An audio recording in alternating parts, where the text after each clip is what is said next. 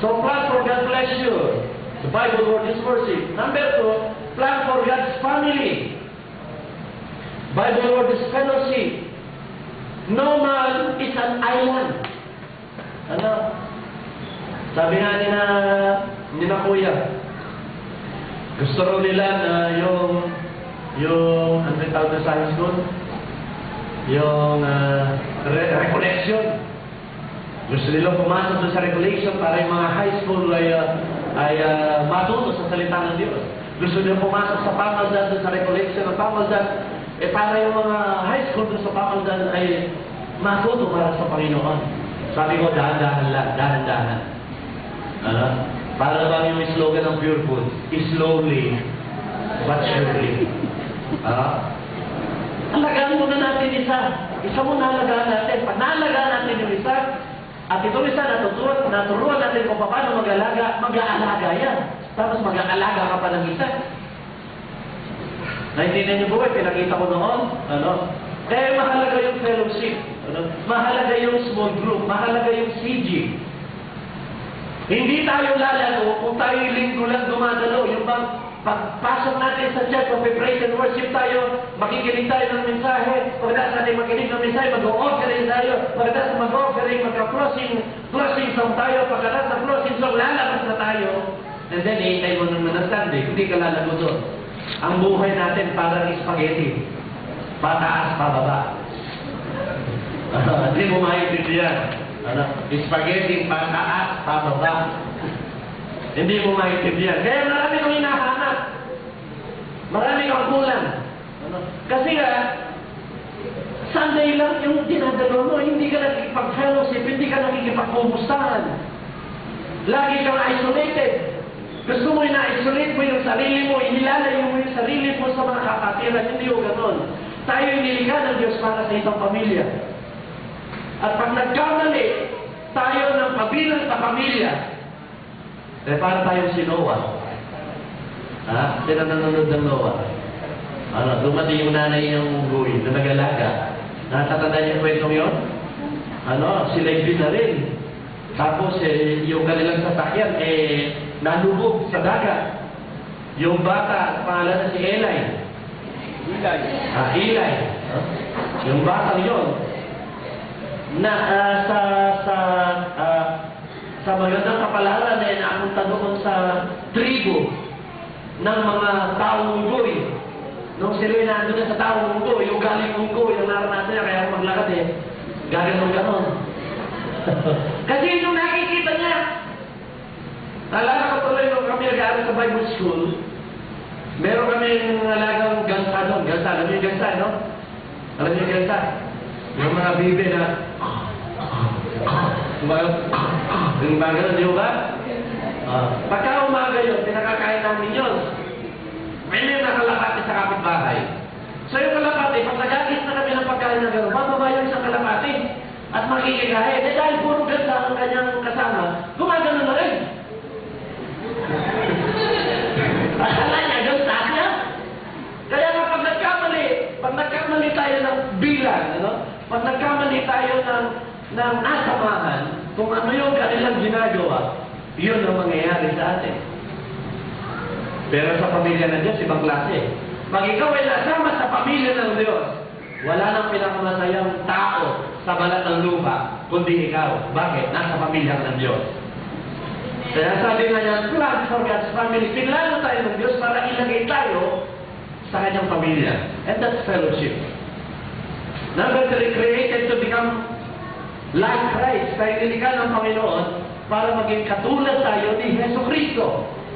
Ang Bible word yan is discipleship. Ang ibig sabihin ng discipleship, ikaw ay tumanggap sa Panginoon at dahil tumanggap ka sa Panginoon, lumalago ka ngayon sa Panginoon at dahil lumalago ka sa Panginoon ngayon, hello! Yung natutuwan mo sa Panginoon, naisip mo na mag-alaga ka para sa Panginoon. Yun ang sabi ni Katie. Yung dinaluan ng mga kabataan. Nung siya ay sinapol ng Panginoon, naisip niya ngayon, nalagyan yung kanyang mga kapatid. Kaya sila magkakapatid ng cell. At nung mga isang buwan nagsisel na sila, sabi niya sa kanyang mga kapatid, magdala ka ng kaibigan mo, magdala ka ng kaibigan mo. So, hanggang lumaki ng lumaki yung kanilang fellowship. Kaya sabi ni Faithy, ngayon sa dami ng aming CG, wala na kaming time sa love. Hello, wala na time sa boyfriend, sa girlfriend. Hello, bahala na si Lord doon. Kasi sabi ng Psalms 37:4, delight in the Lord, and He will give the desire of your heart. Unahin mo muna si Lord. Hello? Panginoon mo si Lord, wow. Ibang klase. Higit pa kay Piolo. Ang hindi-higit tayo ni Lord. Naintindihan nyo ba? Bakit? Higit pa kay Piolo. Pag-pray nyo, baka maimbita natin si Piolo rito. Pag-pray natin mabuti. Sana tumugon. Meron kami kinokontak na naging estudyante ni Missy. Okay. Shape to serve God. Isa pang bagay, na kaya tayo, isa sa mga layunin, papakapat na layunin ng Diyos sa atin, tayo hinubong ng Diyos para maglingkod sa Kanya. And that's ministry. Ano yung ministry natin sa church? Mahalagang bagay, mga kapatid, na kung naunawaan natin, yung paghubog ng Diyos natin, na kaya tayo nilagay sa isang lugar, sa isang profesyon. Kasi ang gusto ng Diyos, ministeryo ka doon. Sa isang profesyon. Alam niyo, nakakalungkot. Pag ako pumapasok kay Macy's, meron kang security guard doon. Ito security guard doon, napapansin ko, na pag pumapasok ko, masama ang loob. Kasi binubuksan yung gate. Pagbukas ng gate, malakas. Isang araw din ako nakatingin, sinabi ko kay Macy's. Sabi ko, ba't gano'n yung security guard na yun? Paano ba masama loob pagka, naku, talaga ganyan ang ugali niya.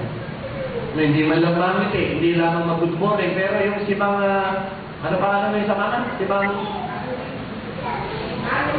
si Calorie. Pag nakita ko ni Calorie, si security guard, yun na. Para ano lang siya doon, ano lang siya sa school. Pag nakita, sabi, good morning, pastor. Bubuksan ako lang, masaya-masaya. Doon sa may kawayan, meron isang janitor doon. Hinahanap ko, bakit wala na? Paano yung janitor, pag natapos na siya maglinis, uupo na doon sa harap. Uupo na doon sa harap. Doon sa harap na wala siyang pakialam. Tapos pag medyo wala siyang ginagawa, papasok doon sa kids place, matutulog doon. Kaya hinahanap ko yun, si kada? Saan rin nahanap ko, kasi may bago ng kapalit. Nasaan ako tinanggal na. Bakit? Kala mo hindi janitor Basta kung ano lang yung ginagawa, ginagawa, pukpukin. Para magbago, pag binupok mo, tsaka babaw. Ngayon, meron isang bago doon. Kakilala ko, bata pa kasi yung kakilala ko na. Sabi ko, ikaw na ba ngayon dito? Yes, pastor, kape o, gusto niyo ng kape? Sige, sabi ko, basta dating ko rin talaga nag-aalok ng kape yan. Nung dumating yung mga bata, yung bus kasi, problema namin kung saan namin ipaparada. Sabi nung janitor na yun. Sabi ako sa dyan yung parada. Mo ka pinagbabawalan kami nung Hindi, pastor, hindi naman nila ari yan. Basta dyan yung parada, ako bahala. Ang kaya naman doon, binabantay niya yung mga sasakyan, tapos ini-entertain pa niya yung tao, nakaka-encourage. Sabi ko, pagdating na ako, pagpasko rin, nagadong ko ito ng t-shirt Napakasarap po, yung mga ganun tao, di ba? Yung pagkahit yung pagbagay natin, hindi niya trabaho, tinatrabaho niya. Ako, napakasarap po niya. Si Mrs. yung lagi nahanap sabi na ni Mrs. May kumpare kasi kami doon sa Baliwag. Pag nandun kami sa Baliwag, lagi kami libre. Libre yung lagi. Pag lumos kami, pag uwi namin, tsak yung libre. Pangalan nun, si Paring Berto. Sabi ni Mrs. na yan natin Paring Berto. Sabi ko, regaluhan mo. Kasi pagdating lang, nung Friday, lumos kasi kami ni Mrs. Pagdating namin, nakita kami, pare, sasakay na ba kayo? Tinawag na kayo ng po yung musakay. Sige, teka, tatawagin ko yung doktor. Basta lagi yung i-entertain kami. Sabi ni Mrs. Kaya kayo Paring Berto. Kasi regaluhan mo. Mga kapatid, itong mga tao ito, yung mga ibang kinukwento ko, mga Kristiyano, yung iba hindi Kristiyano, pero kung saan sila inilagay ng Diyos na